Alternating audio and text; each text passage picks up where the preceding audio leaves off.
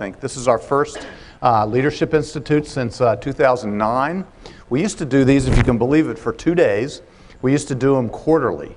And if you can imagine the work that went into that, because of all the work that went into today, it's pretty amazing. But we're really glad to have these back.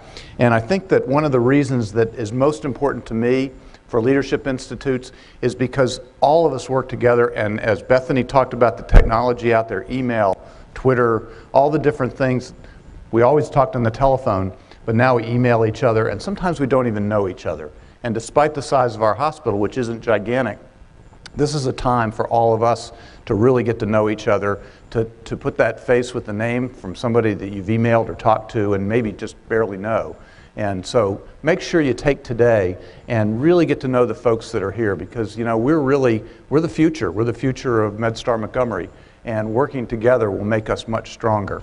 And there are a lot of new faces here, so I'm going to be doing some talking too with some of the folks that I don't know very well. So we're glad you're here. We also are blessed to have several physicians here besides Dr. Finelli. I saw Dr. Kirby, he's over here. Welcome, Dick. Any other physicians here? I think we were expecting a couple of others. There you go, Dr. Freeman, stand up. Our section chief in OB, and everybody knows Dick is head of anesthesia here. Anybody else? Any other physicians? We're really happy to have you here. They are getting ready, I think, to start into a physician leadership program that Kate and Dr. Finelli are putting together. So we're pretty excited to have you here and get you kind of in touch with all of us.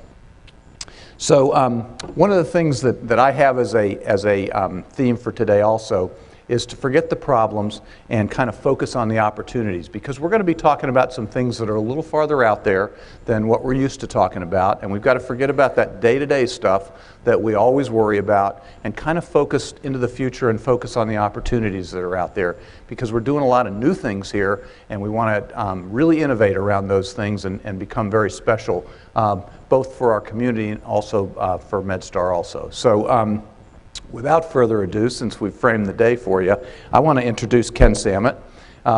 Ken and I go back a long time. We actually both went to Michigan. He denies the fact that I went there, but I did. And so we've known each other for a long time, and he has a way of being able to take 2 hours of discussion, really difficult discussion, and be able to synthesize it into 5 or 10 minutes. I watched him do this when we were both on the regional policy board for the American Hospital Association, and it was pretty incredible. So I think you'll really enjoy what he's going to talk about today, which is where MedStar is going into the future and how you can tie it back into those opportunities that we'll have as we move forward. So probably some of you don't really have a really great idea about what the president and CEO of MedStar does. But I took my complicated life and I thought about Ken, and many times I do think about this because I'm not sure how you could ever do this job. But I took the complications that I have with one hospital and I multiplied that by 10 hospitals.